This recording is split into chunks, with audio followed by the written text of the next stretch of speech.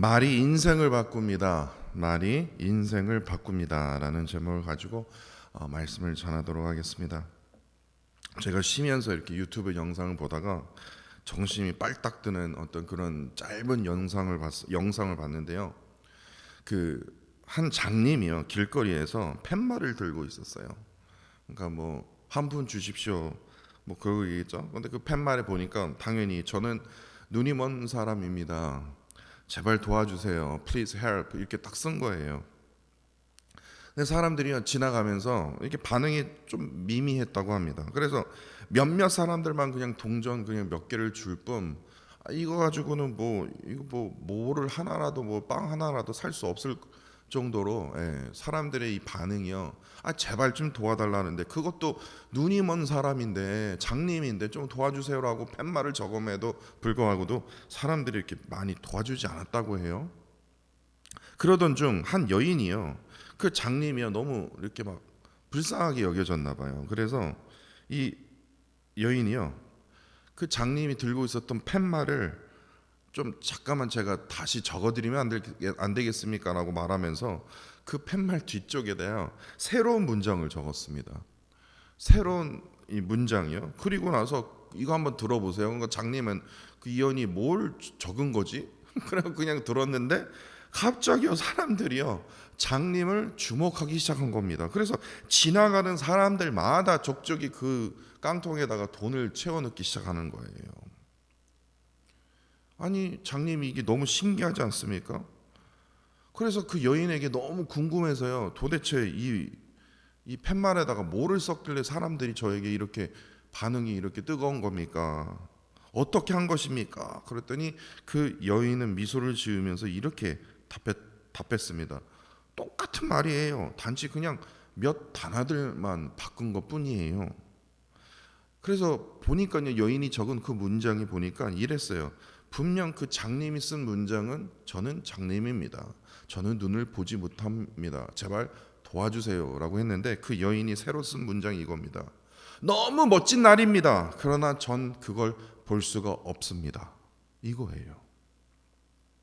이 문장을 통해서 사람들은 장님이 단순히 도움을 요청하는 사람이 아니라 그들의 일상에서 경험하는 그 멋진 나를 볼 수 없는 그 안타까운 처지에 있는 사람이라는 것을 이 지나가는 사람들이 인식하게 된 거예요.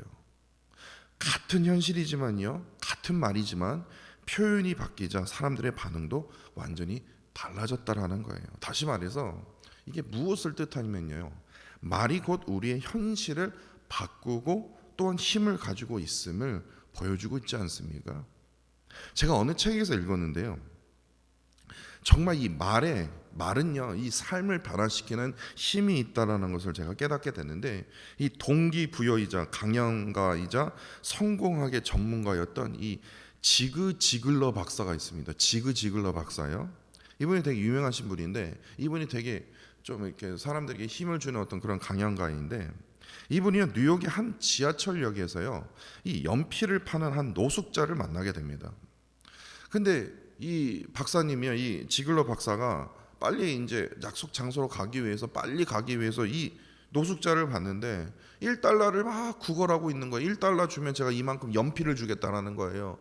이거 무슨 연필, 이거 뭘 쓸 게 있다고 이렇게 생각하지 않겠습니까? 근데 약속 장소로 빨리 가야 되니까 좀 불쌍하니까 그냥 1불만 주고, 연필은 됐어요, 1불만 주고 그냥 빨리 이제 기차를 타려고 간 겁니다. 지하철로 내려갔어요. 근데 자꾸만 마음속에요, 그 노숙자에게 이 말은 꼭 해줘야 되겠다는 생각이 들었던 거예요. 그래서 다시 올라갔습니다. 다시 올라가서 노숙자에게 이렇게 말했어요. 아까 제가 드린 그 1달러만큼 연필을 저에게 주십시오. 노숙자가요, 아따 공짜로 1달러 얻었다라고 생각을 분명히 했었을 텐데 이건 또 뭐야. 그래서 이제 연필을 이제 준 거예요. 그랬더니 이 지글러 박사가요 그를 똑바로 바라보면서 이렇게 말했다고 합니다.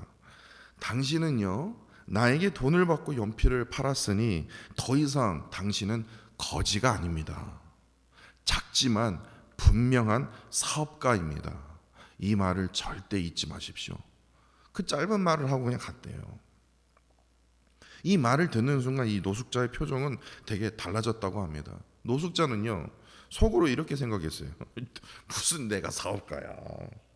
나는 그냥 노숙자로서 그냥 노숙자이자 그냥 거지야, 거지.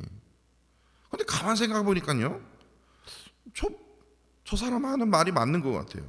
그래, 내가 돈을 비록 원달러지만 내가 1달러 받고 내가 연필을 지금 팔고 있는 거 아니야? 저 사람의 말처럼 나는 작은 사업가 아니야? 그래, 맞아. 나는 거지가 아니라 연필을 파는 사업가야. 그 순간 그의 정체성이 변화되었고 삶이 변화되었다고 합니다. 세월이 흘러서요, 뭐 그 과정은 어떻게 된지 모르겠지만요, 이 지글러 박사가 강연하면서 이 이야기를 한 거예요. 이 그가 거지이자 노숙자였던 그가 성공한 사업가가 되어서요, 지글러 박사를 직접 찾아와서 이렇게 말했다고 합니다.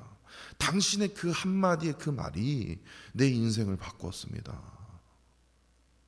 이처럼 말은요, 단순한 소리가 아닙니다.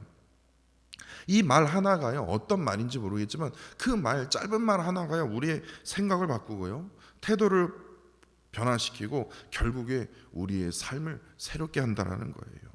그렇기 때문에 에베소서 4장 29절 말씀은 우리에게 어떤 말을 해야 하는지를 분명히 가르쳐주고 있지 않습니까?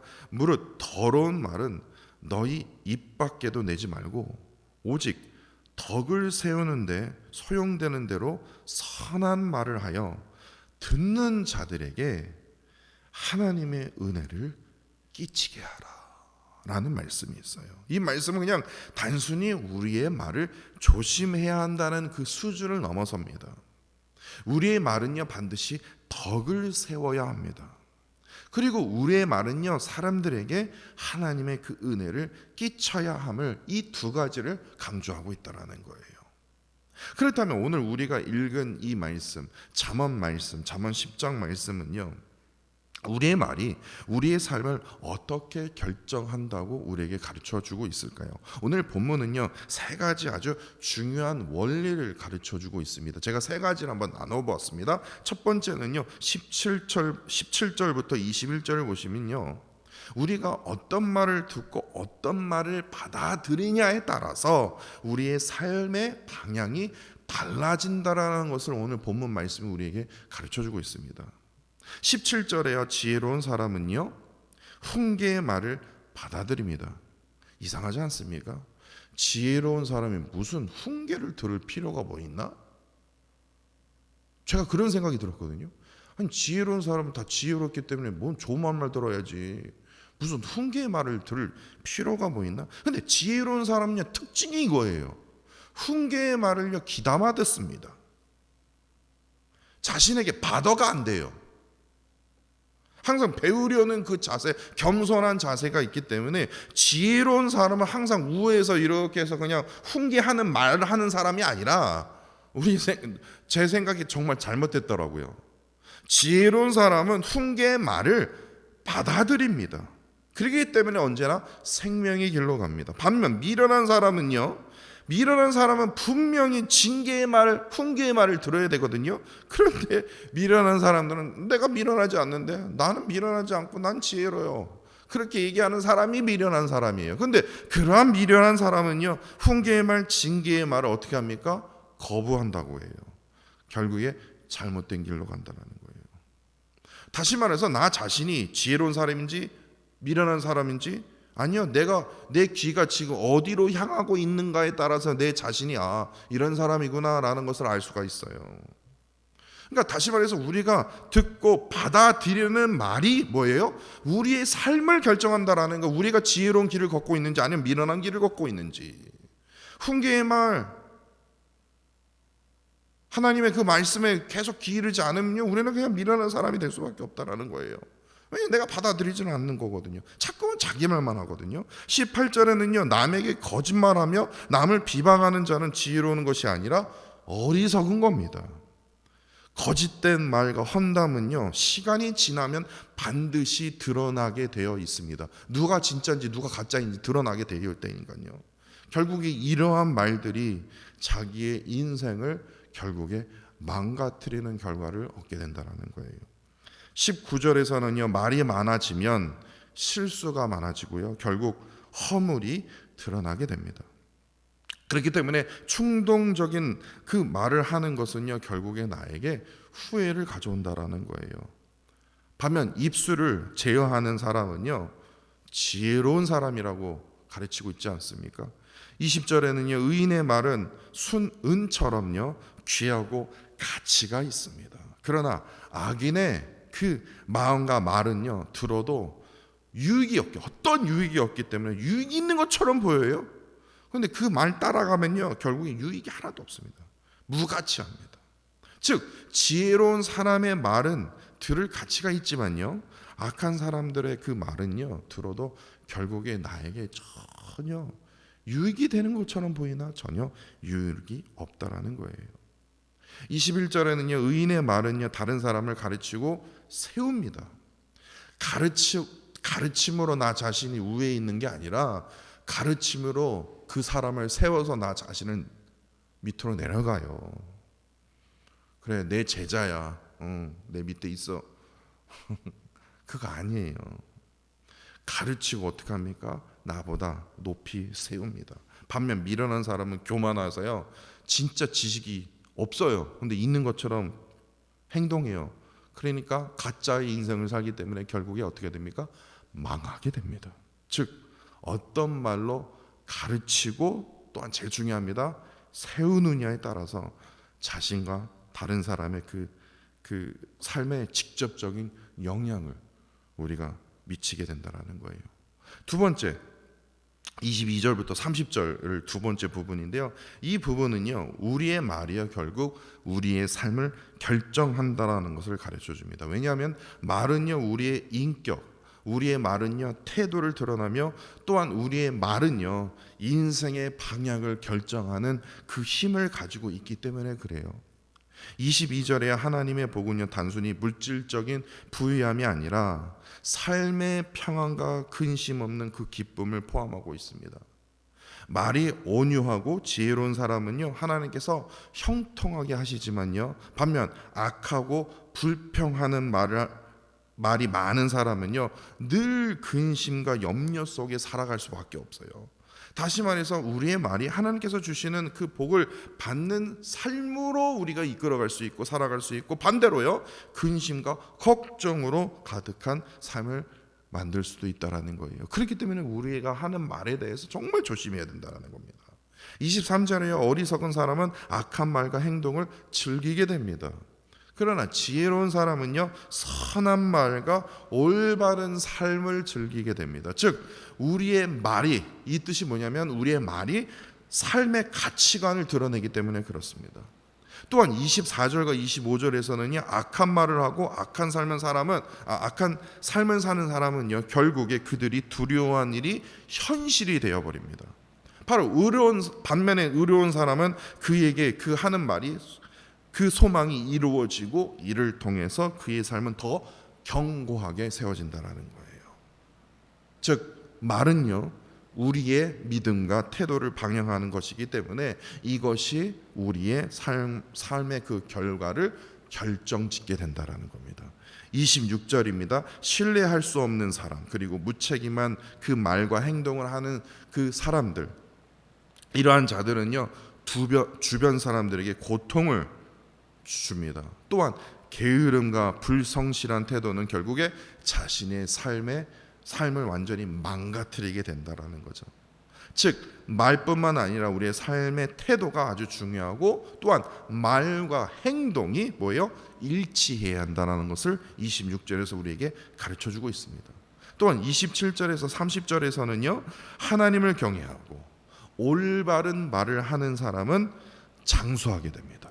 또한 견고한 삶을, 흔들리지 않는 견고한 삶을 삽니다. 반면 거짓과 악한 말을 하는 사람은요, 결국 그 삶은요, 스스로 어느 누구가 공격해서 무너진 게 아니라 스스로 자기가 뱉은 말 때문에 스스로 무너지게 됩니다. 즉 우리의 말과 태도가 결국에 우리의 미래를 결정하게 되기 때문에 그렇죠.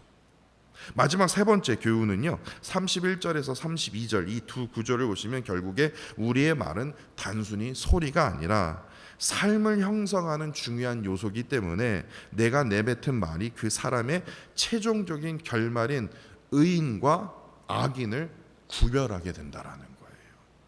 이게 아주 중요합니다. 31절에 볼까요? 의인의 말은 지혜를 낳고 사람들에게 유익을 줍니다. 반면 악인의 그 말은요, 폐역하고 결국에 심판을 받게 된다라는 거예요. 다시 말해서 우리의 말은 그냥 단순한 소리가 아니라 삶의 악인과 의인을 나눌 만큼 삶의 그 방향을 결정짓는 아주 중요한 요소임을 지금 가르쳐주고 있지 않습니까? 그리고 마지막 구절인 32절에요, 의인의 말은 사람들에게 기쁨과 유익을 줍니다. 반면 의인의 말은 혼란과 파괴, 갈라짐, 이것을 가져다 준다라는 거예요. 즉 우리가 어떤 말을 하느냐가 결국 우리가 나 자신이, 내가 어떤 말을 하는가가 내 자신이 어떤 사람인지 누구인지 이것을 결정하게 된다는 거예요. 지혜로운 사람인지 지혜롭지 못한 사람인지, 악인인지 아니면 의인인지. 그렇다면 여기서 조금만 더 나아가서요, 우리가 어떻게 해야 구체적으로 지혜자 또한 의인다운 말을 할 수 있을까, 이런 생각을 해보았습니다. 그래서 오늘 본문 말씀 외에 다른 구절 말씀을 통해서 딱 세 가지를 제가 한번 생각을 해보았습니다. 첫 번째, 이게 아주 중요합니다. 말하기 전에 한번 더 생각을 하십시오. 저도 참으로 찔리지만요, 이래야 됩니다. 왜냐? 잠언 15장 28절에 보니까요 의인의 마음은 대답할 말을 깊이 생각하여도 악인의 입은요 악을 쏟느니라라는 말씀이 있더라고요. 오늘 본문 말씀과 연관이 됩니다. 이처럼 지혜로운 사람은요 말을 하기 전에 다시 한번 더 깊이 생각합니다. 왜냐? 이 말을 함으로 인해서 사람을 세우는 건지 아니면 무너뜨리는 건지. 이 말이요, 뭐 저도 엄청 찔리지만요, 충동적이면요 실수가 많아집니다. 실수뿐만 아니라 말이 충동적이면요 사람에게 상처를 줄 수가 있어요. 그러니까 내가 하려는 이 말이 과연 내가 교회를 다니면서 이 교회에 덕이 되는지, 내 가정에서 우리 자녀들에게 기쁨이 되는지, 또한 성도들에게 덕이 되는지, 내가 아빠와 엄마로서 내가 자녀들에게 덕을 세우고 있는지, 가르치기만 하고 세우지를 못하고 계속해서 자녀들을 누르고 있는지, 우리는 다시 한번 나 스스로를 생각해 보아야 된다는 거예요. 두 번째로요, 말하기 전에 듣는 태도가 필요합니다. 말하기 전에요 들어야 합니다. 이게 가장 먼저 가져야 돼요. 이게 제 말이 아니라 야고보서 1장 19절에서 이 말씀을 제가 찾았습니다. 이 교훈을 찾았어요. 내 사랑하는 형제들아, 너희가 알지니 사람마다 듣기는 속히 하고, 듣기는요 가장 먼저 하래요. 그리고 말하기는 더디하며 성내기도 더디하라. 이 말씀이요. 우리는 말하기보다는 먼저 듣는 태도를 가져야 합니다. 쓸데없는 거 듣는 게 아니라 하나님의 말씀을 말합니다. 남의 말을 듣지 않고요 자기 말만 하면요 이게 어떠한 현상이 벌어지냐면 교만과 또한 실수를 낳기 때문에 그렇습니다. 듣기를 잘하는 사람은 더욱 더 지혜로운 말을 할 수 있는 그 기회가 있습니다. 그렇게 우리는요 항상 겸손히 경청하는 자세를 가져야 된다는 거예요. 이제 세 번째입니다. 은혜로운 말 또한 격려의 말을 하기에 우리가 힘써야 된다. 골로새서 4장 6절 말씀에 보니까 이런 말씀이 있더라고요. 너희 말을 항상 은혜 가운데서 소금으로 맛을 냄과 같이 하라. 너희 말을 항상 은혜 가운데서 소금으로 맛을 냄같이 하라. 그리하면 그 사람에게는 마땅히 대답할 것을 알리라 라는 말씀이 있어요. 우리의 말이요 사람을 세우는 말인지 가르침으로 인해서 그 사람을 세워야 된다고 잠언 말씀이 있지 않습니까? 세워야 되는데 가르치면서 그냥 마구 무너뜨리는 것은 아닌지, 소금으로 맛을 내야 되는데 소금으로 완전히 그냥 저주를 하고 있는 것은 아닌지, 듣는 이에게 유익을 주는 말인지 유익을 주지 않는 말인지 우리는 스스로 고민해야 된다는 거예요. 돌아봐야 된다는 거예요. 결론을 맺겠습니다. 우리가 내뱉는 말은요, 언제나 축복의 도구가 되어야 됩니다. 생명의 도구가 되어야 합니다. 이러한 축복의 도구, 생명의 도구가 되기를 간절히 원합니다. 우리의 그 말 한마디가요, 사람을 세우기도 하고 무너뜨리기도 하기 때문에 그렇습니다. 그러면 우리는요, 우리의 말이 하나님께서 기뻐하시는 말인지 아니면 다른 사람에게 은혜가 되는 말인지 우리는 늘 점검하면서 사람의 소리에 집중하는 게 아니라 하나님께로 집중하면서 내가 내뱉는 말이 하나님께 기뻐하는 말인지 아니면 하나님이 싫어하시는 말인지 우리는 늘 스스로 나 자신을 점검해야 된다는 거예요. 그렇기 때문에 우리는 결단해야 한다고 저는 생각합니다. 오늘부터 우리의 입술에는요, 불평이 아니라 감사가 나오도록 해야 됩니다. 상황이 아무리 힘든 상황이라 할지라도 우리는 불평보다는 감사가 터져 나와야 내 삶에 하나님의 내 삶 속에서 그 은혜를 하나님께서 소망으로 우리에게 덧입혀 주시기 때문에 그렇습니다. 비판이 아니라 격려하십시오. 정죄가 아니라 사랑하십시오. 이러한 말을 하도록 우리는 힘써야 할 것입니다. 그래야 우리의 말이요, 하나님의 그 뜻을 이루고 모든 성도들에게 또한 가족에게 유익을 끼치는 축복의 통로가 되는 저와 사랑하는 성도 여러분들이 되기를 간절히 소망합니다. 마지막으로 이 말씀으로 오늘 설교를 끝내도록 하겠습니다. 시편 141편 3절 말씀입니다. 이 말씀을 가지고 오늘 기도하실 때 이 말씀을 꼭 기억하시면서 하나님께 기도하는 시간을 가졌으면 좋겠습니다. 시편 141편 3절 말씀입니다. 여호와여, 내 입에 파수꾼을 세우시고 내 입술에 문을 지키소서. 이 말씀입니다. 기도하겠습니다. 사랑과 은혜가 충만하신 하나님 아버지, 오늘 우리에게 귀한 말씀을 허락하여 주시고 우리의 입술과 말이 얼마나 중요한지를 오늘 본문 말씀을 통해서 다시 한번 깨닫게 하심을 감사를 드립니다. 주님, 우리의 말이 사람을 살리는 도구가 되기를 간절히 원합니다. 우리 입술에서 나오는 말이 덕을 세우고 은혜를 끼치는 말이 되도록 주님 인도하여 주옵소서. 우리의 말이 불평이 아니라 감사가 되게 하여 주시고 비판이 아니라 격려가 되게 하시며 정죄가 아니라 사랑의 말이 되게 하여 주시옵소서. 더욱이 주님, 우리의 마음과 입술을 파수꾼 문을 지켜 주시기를 간구합니다. 잠언 15장 28절 말씀처럼 우리가 대답해야 할 말을 깊이 생각하게 하여 주시고 야고보서 1장 19절 말씀처럼 듣기를 속히 하고 말하기를 더디하는 겸손한 태도를 갖게 하여 주시고 또한 골로새서 4장 6절 말씀처럼 우리의 말이 항상 은혜 가운데서 소금으로 맛을 낸 것처럼 듣는 자들에게 언제나 유익을 주는 말이 되게 하여 주옵소서.